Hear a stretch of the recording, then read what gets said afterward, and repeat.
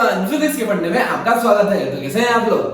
दोस्तों, last lecture में हम बात कर रहे थे अल्टरनेटिंग करंट की। हमने देखा था बेसिकली अल्टरनेटिंग करंट होता क्या है।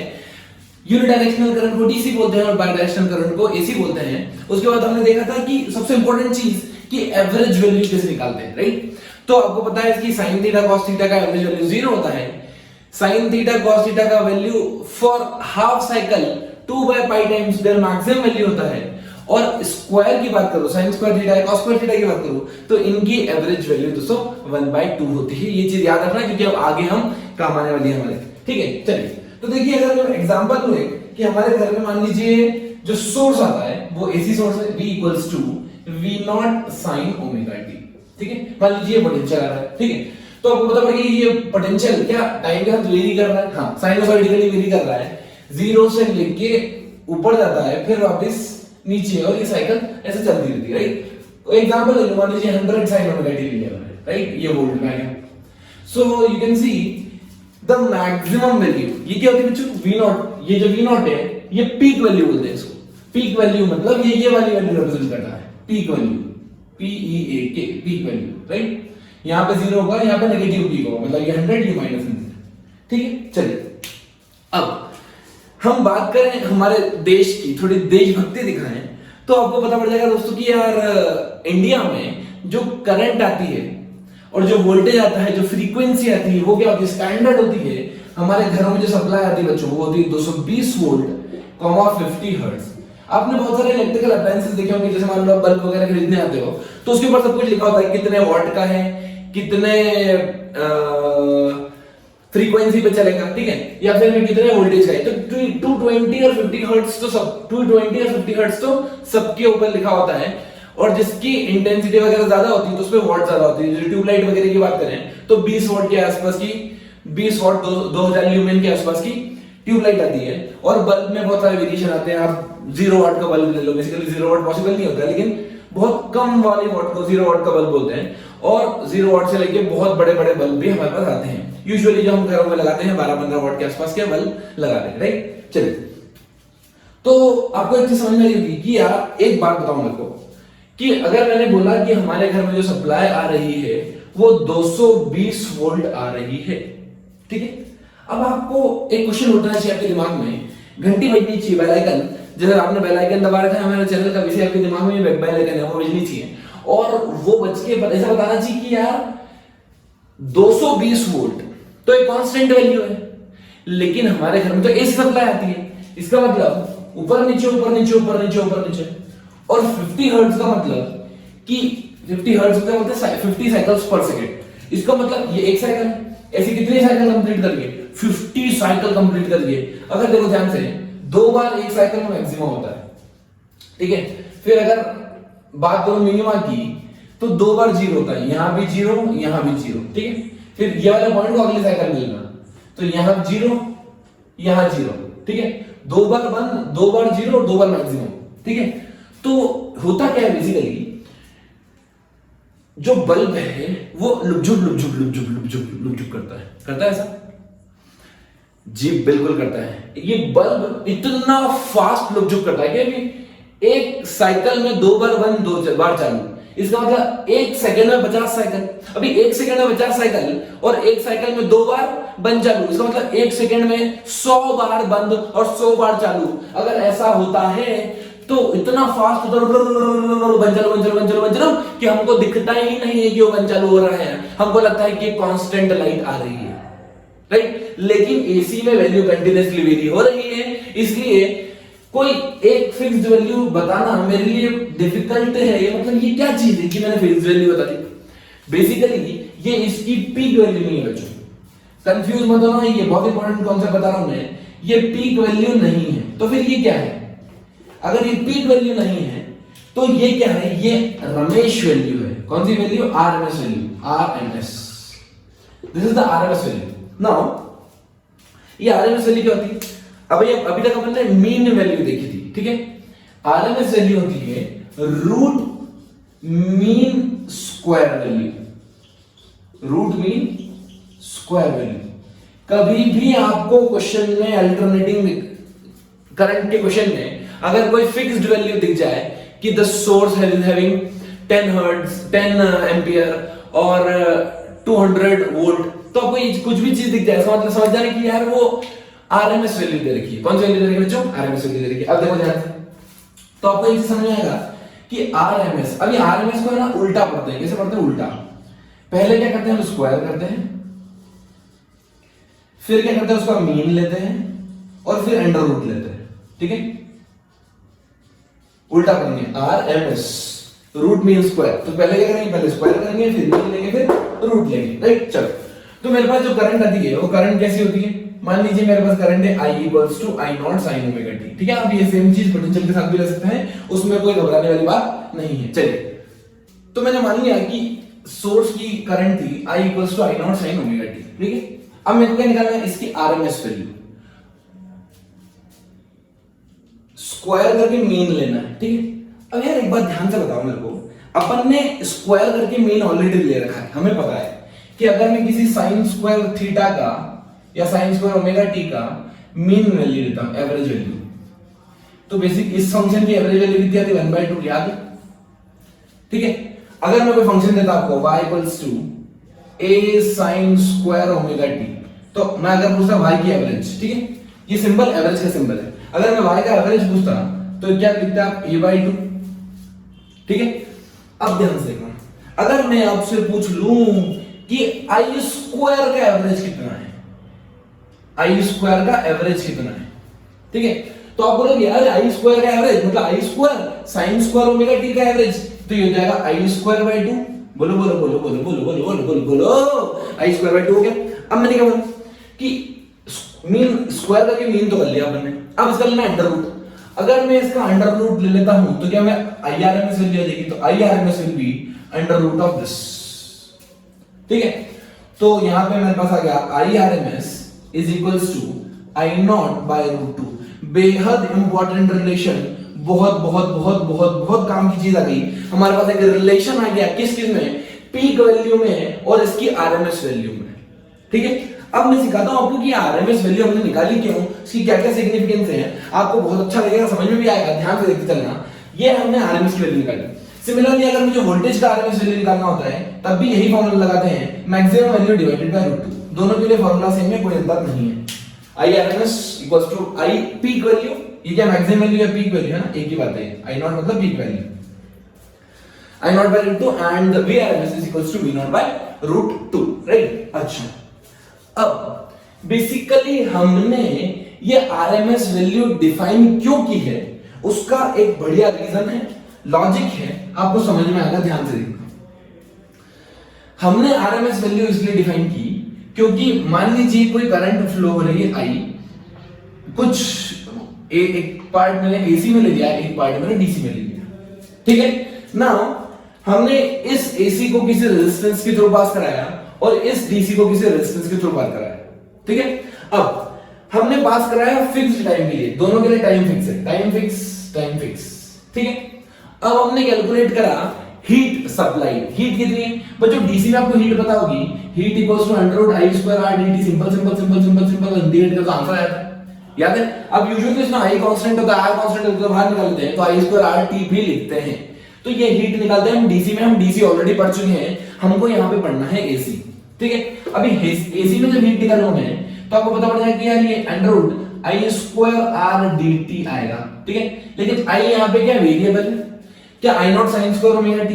ठीक है, तो बेसिकली क्या हुआ, जब मैंने इसकी एवरेज हीट निकाली, क्या निकाली बच्चों?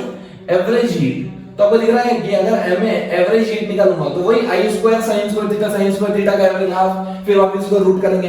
तो यार इसकी जो वैल्यू आई, इसकी वैल्यू आई मेरे पास something let's say this I into square into dt।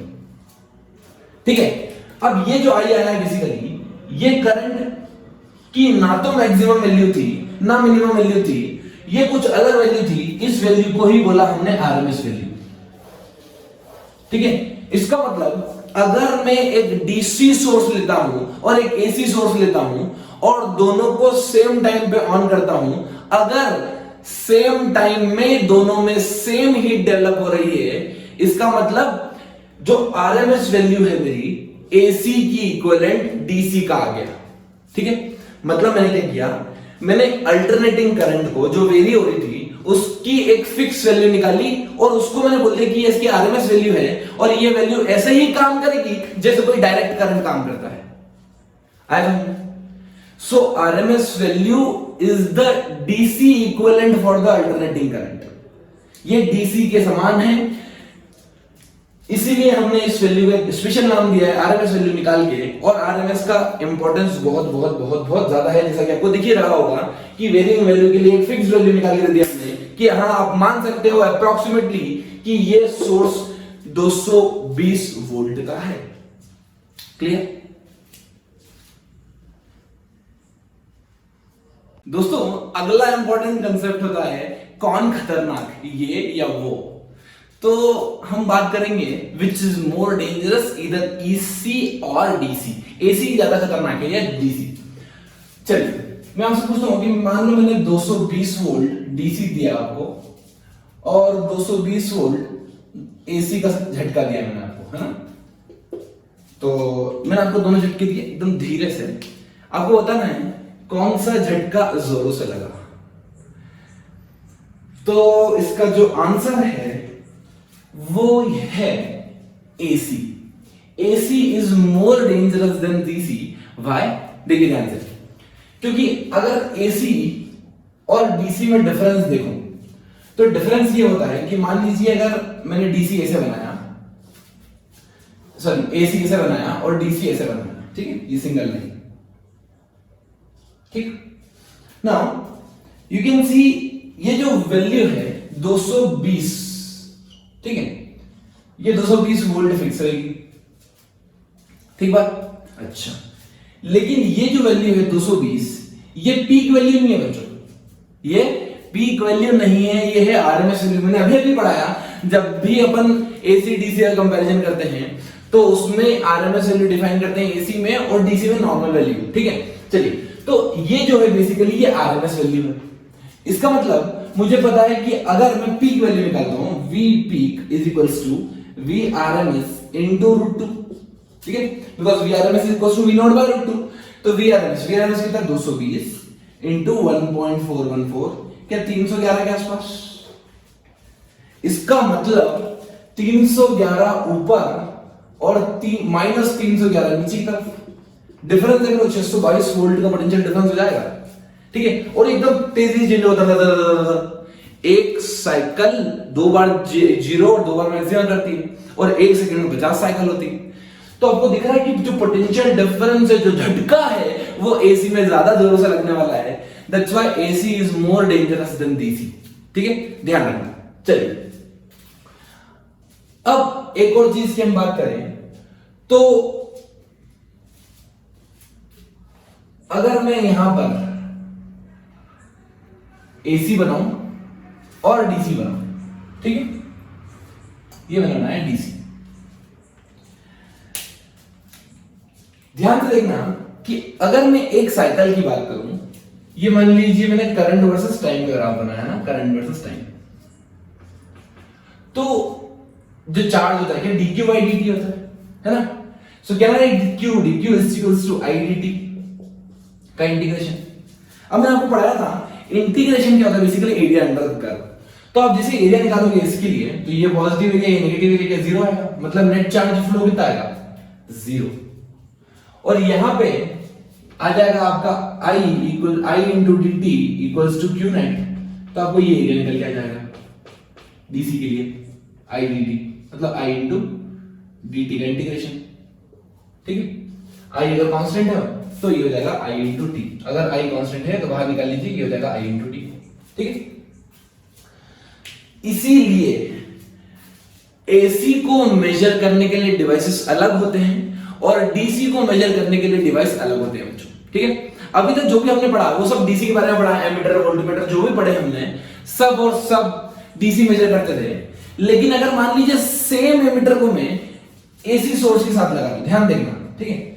अगर मान लीजिए सेम सोर्स को, डीसी सोर्स को मैं एमीटर के साथ लगाता हूं, तो मान लीजिए ये 5 वोल्ट है, इससे करंट जा रही है कुछ 1 एम्पियर ऐसे मान लीजिए, तो ये रीडिंग कितनी शो करेगा, ये शो करेगा 1, ठीक है। अब मान लीजिए सेम एमिटर को मैं एसी सोर्स के साथ लगा देता हूं, अल्टरनेटिंग सोर्स। अल्टरनेटिंग सोर्स का सिंबल ऐसा होता है, ठीक है। अल्टरनेटिंग सोर्स में प्लस माइनस सिंबल नहीं बनाते हैं। क्यों नहीं बनाते? क्योंकि आपको पता है कि अल्टरनेट होते रहेंगे। अभी ये प्लस है, ये माइनस है, अगले ही क्षण में ये माइनस ये प्लस हो जाएगा, मतलब चेंज हो जाएगा, ठीक है। फ्रीक्वेंसी के हिसाब से फटाफट फटाफट फटाफट अपनी पोलैरिटी में चेंज करते जाएंगे, ठीक। चलिए, तो क्या होता है कि करंट पहले मान लीजिए इधर जा रही थी, फिर चेंज हो गया तो करंट क्या इधर जाने लगी। तो बेसिकली करंट एक बार अगर एमीटर इधर शो करेगा फिर इधर शो करेगा, ऐसे शो करने लग जाएगा, घूमता है, उसको कंफ्यूज हो जाएगा। तो बेसिकली कंफ्यूज नहीं होता, वो खड़ा हो जाता है वहीं पे, वो हिलता ही नहीं है, क्योंकि इतनी फास्ट वाइब्रेशन है कि इधर इधर इधर इधर इधर इधर वो हिलता ही नहीं। क्या होता है फिर? वो खड़ा हो जाता है। अभी खड़ा हो गया तो जीरो रीडिंग दे देगा। वो क्या बनेगा कि कोई करंट फ्लो नहीं हो रहा, कोई नेट चार्ज फ्लो नहीं हो रहा। और आपको एसी को मेजर करने के लिए डिफरेंट इंस्ट्रूमेंट यूज होते हैं, usually hot wire ammeter, hot wire galvanometer, hot wire voltmeter use करते हैं, ठीक है। सो इसको मेजरिंग डिवाइस अलग है, ठीक है। एक बात और ध्यान रखिए, अगर मैंने आपसे बोला कि the measurement of AC is this much, ठीक है। अगर मैं किसी भी चीज का मेजरमेंट दे रखा हूं, जैसे मान लीजिए मैंने 220 वोल्ट या 10 एम्पियर आपको दे दिया कि एसी करंट है।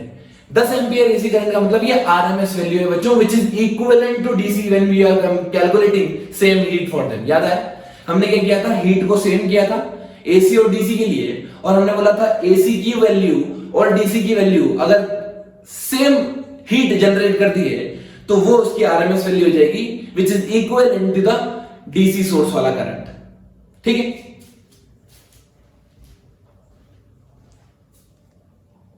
तो आइए बच्चों अब पढ़ेंगे सर्किट थ्योरी। शुरू करते हैं। ये सर्किट थ्योरी क्या है और हमें क्यों पढ़ना इंपॉर्टेंट है? क्योंकि इस चैप्टर में सिर्फ यही पार्ट बहुत ज्यादा इंपॉर्टेंट है, सर्किट थ्योरी। नाउ हमने अभी तक डीसी बैटरी पढ़ी है, डीसी के साथ हमने रेजिस्टेंस को लगाया है, डीसी के साथ हमने कैपेसिटेंस को लगाया है, ठीक। डीसी के साथ ही हमने इंडक्टर को लगाया है। अब हम इन सभी का एनालिसिस, हमारे सर्किट एलिमेंट्स का एनालिसिस हम एसी के साथ करेंगे कि ये एसी में बिहेव कैसे करते हैं, ठीक है। इनको बिठाएंगे रूम में, एसी ऑन कर देंगे और देखेंगे कि एसी में बिहेव कैसे करते हैं। चलिए तो शुरू करते हैं। सबसे पहला important point, pure resistive circuit. अब आपको चीज समझ में आएगी, प्योर रेजिस्टिव सर्किट का मतलब इस सर्किट में सिर्फ और सिर्फ रेजिस्टेंस ही होगा with the AC source. AC source के साथ मेरे पास क्या होगा? सिर्फ रेजिस्टेंस। तो मैं यहां से डायग्राम ड्रॉ कर देता हूं। यहां पे सिर्फ रेजिस्टेंस आर है और हमने लगाया है एक एसी सोर्स। आपको पता है एसी का सिंबल ऐसा होता है, राइट। अब मैं मान लेता हूं कि यहां पर V equals to V naught sine omega T, ये हमने दी है पोटेंशियल, ठीक। You know that V is equals to IR, so V naught sin omega t equals to IR, so I can write V naught by R into sin omega t equal to I. So V naught by I को मैं नया नाम दे देता हूँ, बोलता हूँ I naught sin omega t। तो आपको दिखा होगा कि जिस तरह से मेरा करंट वेरी कर रहा है, सेम उसी तरह से मेरा पोटेंशियल भी वेरी कर रहा है, राइट। अगर मैं इनका ग्राफ बनाता हूं तो इनका ग्राफ हमें कैसा मिलेगा? ये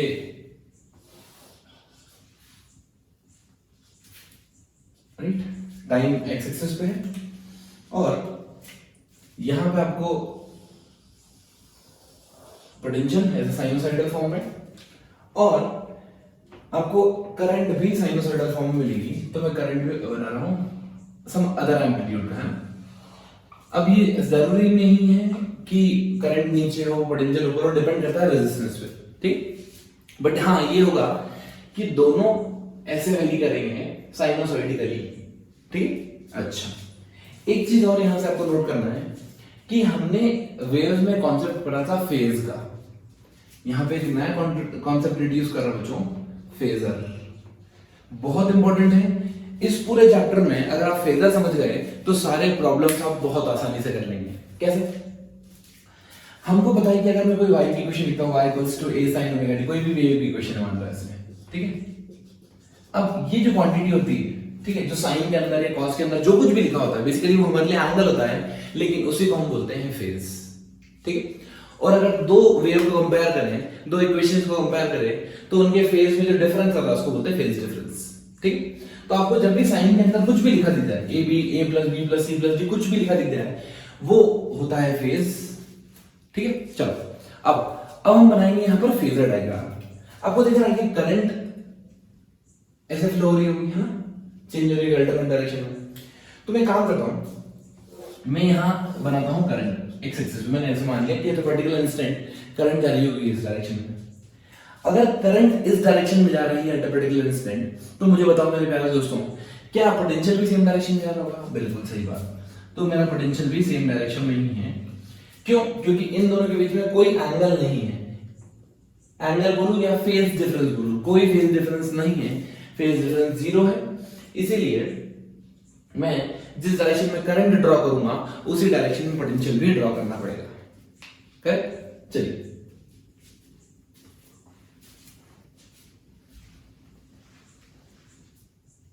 तो आइए बच्चों, अगला हमें पढ़ना है प्योर कैपेसिटिव सर्किट। इसका मतलब एसी सोर्स के साथ कैपेसिटर के अलावा और कोई भी नहीं होगा। हालांकि मुझे प्रैक्टिकली पता है कि ये पॉसिबल नहीं है, कुछ वायर्स होंगे उसमें रेजिस्टेंस होगा, लेकिन अभी हम प्योर कैपेसिटिव सर्किट पढ़ रहे हैं, राइट। चलिए, तो यहां पे मैंने कैपेसिटेंस लगा दिया। अब किसी इंस्टेंट पे मैं मान लेता हूं उसके ऊपर चार्ज डेवलप हो गया होगा, प्लस क्यू और माइनस क्यू, हालांकि पोलैरिटी चेंज होगी, है ना। तो अब मैं किरचॉफ्स लॉ लगाता हूं, राइट। तो ये जा माइनस, ये प्लस, माइनस से प्लस v प्लस है minus, minus Q by C equal to 0, right. Okay, मुझे निकालना क्या है? मेरा मेन एम है, मुझे करंट निकालना है। अभी चार्ज है, चार्ज से करंट कैसे निकालते हैं? आपको पता है डी की by D T, rate of flow of charge. So I can write this q by c equals to v। v की वैल्यू क्या है? v naught sin omega t q this is c v naught, right. अच्छा, अब c constant है, v naught constant है, p की वैल्यू मैं डिफरेंशिएट करता हूं उसको। So this will give you dq by dt is equals to c v naught बाहर d by dt of sin omega t, right. Now differentiation of sin theta will be cos theta, लेकिन हमको लगाना पड़ेगा यहां पे chain rule. याद है आपको? सॉरी मेथड, गलती हो जाए जिंदगी में क्या बोलो, sorry. So dq by dt is equals to I c v naught into cos omega t sin theta cos theta, लेकिन यहां पे इनटू जो भी गलती हो जाए उसे डिफरेंशिएट कर दो d by dt of omega t, ठीक है। हमेशा याद रखना, डिफरेंशिएशन में क्या करते हैं हम? इनटू, और इंटीग्रेशन में क्या करते हैं? डिवाइड। तो ये हो जाएगा c v naught cos omega t into omega, ठीक है। अब ध्यान से देखिए, ये क्या है? Omega into C, right. Omega into C into V not.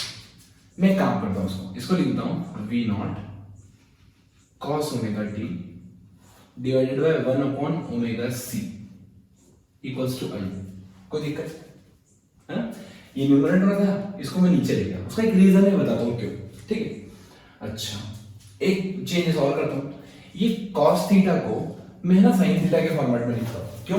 क्योंकि मुझे फेज डिफरेंस निकालना है, और अगर मुझे फेज डिफरेंस निकालना है, जब तक फेज डिफरेंस नहीं निकाल सकता तब तक साइन साइन या कॉस कॉस दोनों सेम ना हो, ठीक है। चलिए, तो मैं एक प्रॉपर्टी लगाता हूं, ये जगह v naught divided by 1 upon omega c sine right, sine 90 plus theta cos theta, right. तो मैं लिखता हूं यहां पे साइन 90 प्लस थीटा और थीटा प्लस 90 एक ही बात है, ठीक। चलो, ये हो गया i। अब आपको पता पड़ा कि v I equals to v by r वाला फॉर्मेट याद है? यहां पर ये रेजिस्टेंस किसका है? कैपेसिटिव सर्किट का। लेकिन हम इसको यहां पर रेजिस्टेंस नहीं बोलते हैं, हम इसको बोलते हैं रिएक्टेंस, ठीक है।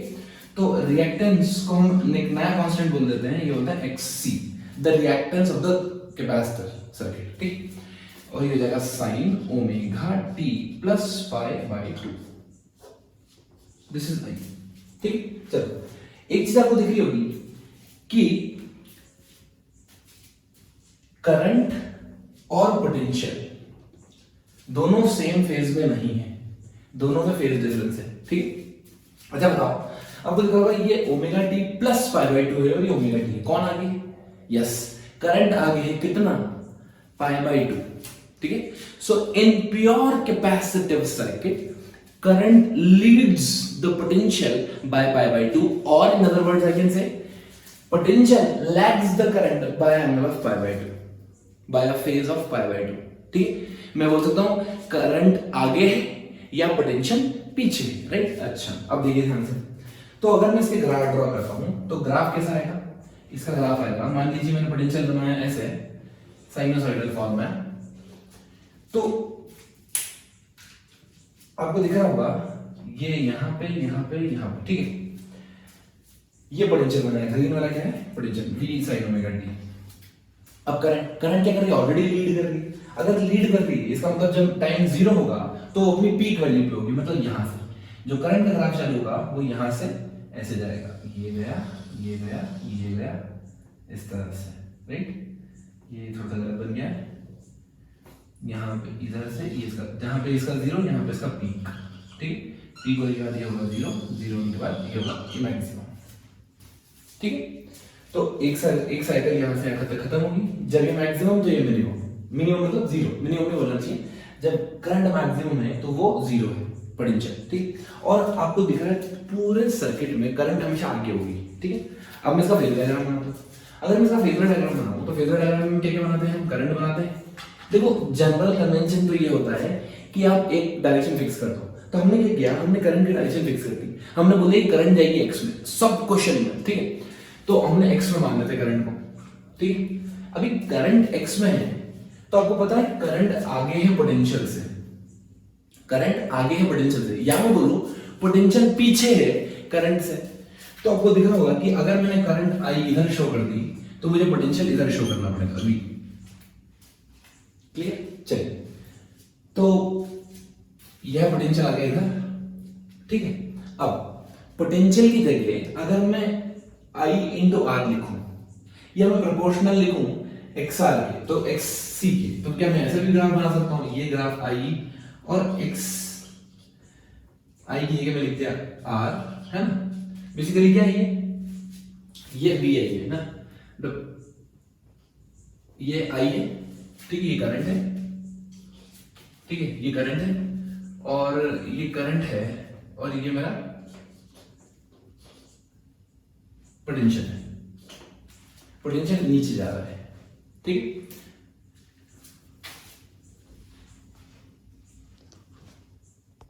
तो आइए दोस्तों अब बात करते हैं प्योरली इंडक्टिव सर्किट की, मतलब सिर्फ और सिर्फ इंडक्टेंस ही है हमारे एसी सोर्स के साथ।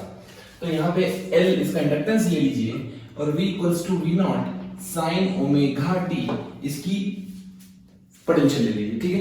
अब मैंने मान लिया किस इंस्टेंट में ये माइनस है ये प्लस है, ठीक है, करंट ऐसे फ्लो हो रही होगी। इंडक्टर क्या करता है? इंडक्टर लेंज लॉ पे काम करता है कि जो भी हो रहा है दुनिया में उसको अपोज करो, ठीक है। तो करंट जा रही है ऐसे तो ये अपोज करेगा। अभी आपको ये पता है कि यार इसमें से अगर करंट जा रही है तो ये भी क्या है, ऐसे वैसे बैटरी बिहेव करता है, राइट।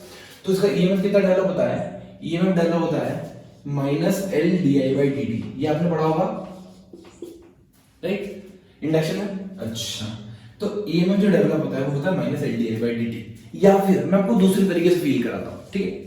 कैसे फील कराऊंगा? देखो ध्यान से, अगर करंट ऐसे जा रही है और अगर इसको बैटरी बनना है और अपोज करना है तो क्या इसको ऐसी बैटरी बनना पड़ेगा जो इस डायरेक्शन में करंट फ्लो कर रहा है, तभी तो अपोज करेगी इसको। ये करंट यहां जा रही है और ये बैटरी ऐसी बन गई बैटरी, ठीक है। अब ध्यान से देखो, तो यहाँ पे मैंने ऐसी सोर्स लगाया, यहाँ पे ऐसा, यहाँ प्लस, यहाँ माइनस। अभी इधर से गए माइनस से गए प्लस, तो ये हो गया प्लस वी। फिर यहाँ से माइनस से गए प्लस, ये जगह प्लस, ठीक है। माइनस से गए, चलो ये प्लस है, प्लस से गए माइनस, तो ये हो जाएगा minus L D I by D T equal to 0, ठीक है। तो या तो ये लगा लो या फिर डायरेक्ट फॉर्मूला है वो लगा लो, रिजल्ट हमेशा सेम ही आने वाला है, लेकिन इसमें फील ज्यादा आती है, ठीक है। चलो, तो ये हो जाएगा हमारा V naught sine omega T equals to I into L into I sorry L into D I by D T. ठीक है, अब मुझे निकालना क्या है, मुझे निकालना है करंट। अभी करंट निकालना है तो बेसिकली इसको क्या करना पड़ेगा, इंटीग्रेट। ठीक है, तो जाएगा V naught by L sine omega T D T equals to D L. ठीक है, इंटीग्रेट मार दो इधर, मार दिया मैंने इंटीग्रेशन। ओके, ये क्या हो जाएगा, ये जाएगा V naught by L sine omega T integration cos omega T, cos omega T. लेकिन हमसे हो गई गलती, हमको बोलना पड़ेगा सॉरी, क्योंकि हमने साइन टी की जगह साइन ओमेगा टी इंटीग्रेट कर दिया। मैंने अभी बोला था जब भी हम चेन रूल से डिफरेंशिएट करता है तो हमको मल्टीप्लाई करना पड़ता है, और अगर इंटीग्रेट करते हैं तो डिवाइड करना पड़ता है। तो divide by whatever you have assumed, हमने ये किया इसको ओमेगा टी को टी मान के इंटीग्रेट कर दिया, तो हमको डिफरेंशिएशन से डिवाइड करना पड़ेगा, और ये मेरा आई आ जाएगा। ठीक है, अब देखो यहाँ पे ध्यान से, तो यहाँ पे साइन ओमेगा टी का इंटीग्रेशन था माइनस कॉस ओमेगा टी, तो एक माइनस साइन में आएगा ही आएगा। ठीक है, चलिए तो जाएगा इसका डिफरेंशिएशन कितना होगा, ओमेगा बाहर dt by dt1, so minus V naught by omega L into cos omega T equals to ये मेरा करंट है। ठीक, अब देखिए साइन 90 माइनस थीटा, क्या कॉस थीटा होता है, क्यों, क्योंकि मुझे है ना फेज डिफरेंस निकालना, फेज डिफरेंस में तभी निकाल पाऊंगा जब ये दोनों साइन साइन होंगे, ये दोनों कॉस कॉस होंगे। ठीक, चलो तो ये जाएगा V naught by omega L, इसको लिखता हूं sine 90 minus theta, sine 90 minus theta cos theta, sine 90 minus theta cos theta. ठीक, अब एक्चुअली में ये नेगेटिव भी है, नेगेटिव नहीं आना चाहिए। एक काम करता हूं, साइन 90 माइनस थीटा को अगर मैं थीटा माइनस 90 लिख दूं, ठीक, तो इसको मैं अंदर ले आ सकता हूं, ये हो जाएगा sine of omega T minus pi by 2 equal to I. ठीक, क्यों, क्योंकि sine of minus theta minus sine theta होता है, और cos of minus theta plus cos theta होता है, ये चीज ध्यान रखना है ट्रिग्नोमेट्रिक फॉर्मूला से। चलिए, तो फिर से वही बात, ये v बाय r वाला फॉर्मेट है, मतलब यहां पर जो रिएक्टेंस की वैल्यू आएगी वो आएगी v नॉट बाय xl। ठीक है, इंडक्टर है, मैंने l बोल दिया, इक्वल्स टू क्या होगा मेरा, into sine omega t minus pi by 2 equal to current. तो इसको लिख दिया I naught sine omega t minus pi by 2 equal to I current. Clear, चलिए अब आपको दिख रहा होगा कि यार यहां पर जो करंट है वो लैग कर रही है पीछे, माइनस में, मतलब करंट पीछे है, पोटेंशियल आगे है। ठीक, so I can write potential leads the current by an angle of pi by 2 or current lag behind the potential by an angle of by a phase of pi by 2। ठीक है, चलिए तो मैं diagram draw कर लेता हूं इसको एक बार। अगर मैं इसका डायग्राम ड्रॉ करता हूं तो ध्यान से देखिए, कर जो पोटेंशियल है वो तो साइनसोइडल फॉर्म में आएगा, तो पोटेंशियल तो कोई दिक्कत ही नहीं। ठीक, अब दिक्कत कहां है, दिक्कत है करंट में, करंट पीछे है कितना 90 डिग्री, ये देखो, तो करंट 90 डिग्री में पीछे बना दी, यहाँ पे ऐसे ड्रॉ कर दिया इसको। ठीक, अब यहाँ ऐसे जाएंगे, साइन फॉर्मेट में ये कुछ इस तरह से बनेगा, यहाँ पीक, पीक इतना ऊपर नहीं जाएगा, ये पीक इधर, फिर नीचे है इधर, फिर ऐसे। ठीक, cos थीटा वाला फॉर्मेट माइनस cos थीटा वाला, तो नीचे बनेगा ऐसे। ठीक, चलो तो ये रिप्रेजेंट कर रहा है हमारा करंट, और ये रिप्रेजेंट कर रहा है हमारा वोल्टेज। अब अगर मैं इसका फेजर डायग्राम बनाना चाहूं तो फेजर डायग्राम कैसे बनते हैं, फेजर डायग्राम बनता है करंट इधर और करंट पीछे है, मतलब पोटेंशियल के आगे होगा, तो आगे बना दिया मैंने, v ऊपर, बेसिकली इसको लिखना चाहिए vi, because this is the potential in the inductor circuit which is leading from the current. Clear,